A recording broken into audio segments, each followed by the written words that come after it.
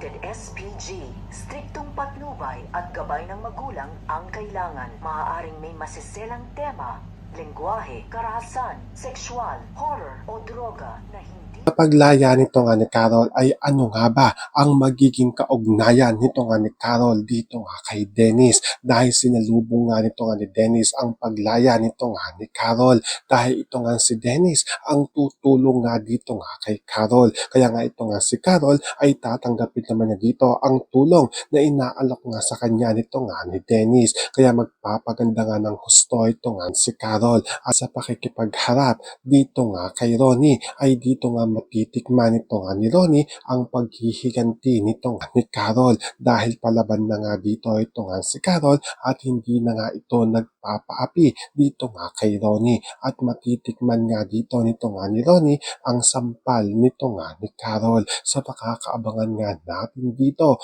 ang pagiging palaban nito nga ni Carol. Yan ang ating mga pakakatutukan at pakakaabangan dito nga lang sa Akusada.